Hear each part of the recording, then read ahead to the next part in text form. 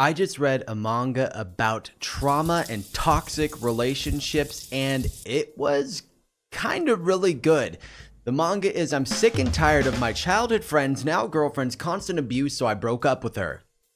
Yeah, it's a mouthful, I know, but it has that title with good reason because the main character's girlfriend in this story is an absolute fiend, like the biggest scum of the earth I think I've ever experienced in a manga or anime or any story that comes to mind within the first thought. She is literally, she belongs in the trash. I can't make this whole video about how much I hate her because then I'd be ranting for an hour, and I'm not even that many chapters in, and I absolutely hate her. Anyway, our main character he starts off kind of dating this girl named Hanabi, and they've been friends since childhood, which, and essentially it sounds like the perfect relationship. It sounds like something like, oh, we grew up being friends first, and then we started dating, and it's just this kind of fairy tale of a story, right? Wrong.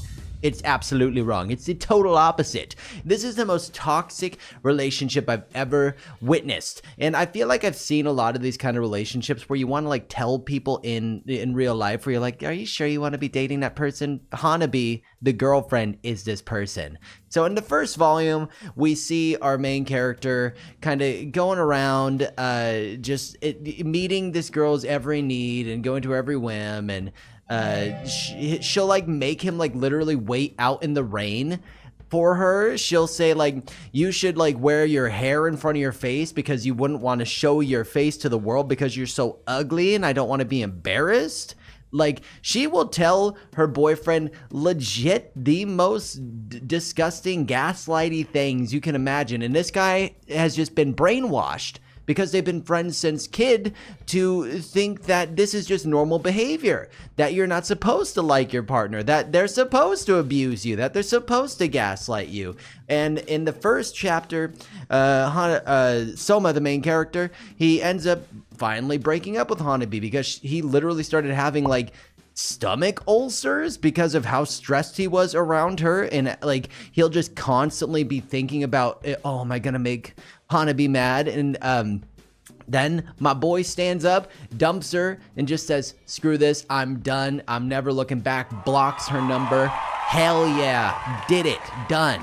But of course, naturally, given the title, the story doesn't end there. Hanabi then tries to keep pursuing him and is kind of obsessed with like the fact that she didn't break up with him and that somebody that she considers at his level could hurt her.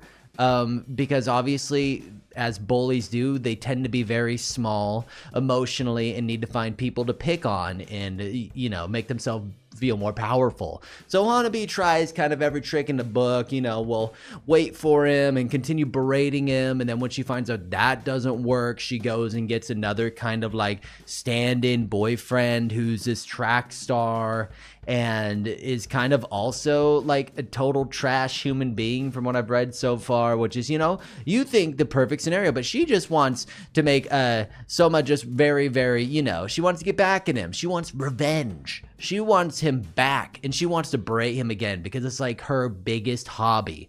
And so eventually Soma starts making friends and joins the track team, and then the scenario kind of gets put up where he's going to go against Hanabi's new boyfriend to win this track record. And that's not really why I think the manga is really, really good. I think this manga is really good because it really shines a light on what like early trauma, especially in like relationships, can do to you going forth, because in a lot of the panels, it's like the main character will kind of just be there talking with people, but in the back of his head, he'll be thinking like, oh, but Hanabi would always get mad when I like expressed myself. Hanabi would always be mad when I smiled. And that's really what trauma feels like. It feels, especially from a relationship, it kind of gaslights you and brainwashes you to think that toxicity is the norm when it's not. So the manga just kind of deep dives into like him kind of trying to break these chains and also still kind of falling into the pitfalls and traps that come along with this trauma.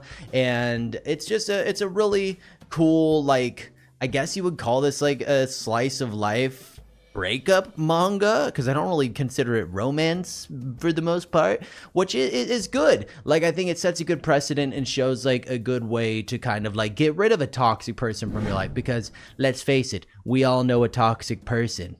Looking at you, Barry. I don't actually know Barry. So yeah, I think I'm sick and tired of my childhood friend's now girlfriend's constant abuse, so I broke up with her. It's a really worthwhile read, and I think if you've ever dealt with someone that's toxic like Hanabi, you'll just feel like you'll feel super good when the main character like gets at her, when the main character comes out on top and is, you know, doing things for himself and kind of like re-embracing and rethinking his life and what he truly wants, because he never spent time to actually think about that. So I think if you need a good old power read, a good old breakup manga, this one could be perfect for you. And also, if you like videos about manga or anime, don't forget to hit that subscribe button, like, and comment. If you know any mangas with toxic characters, let me know. Comment below. And until the next time, little weebs, I'll see you around, all right? Bye.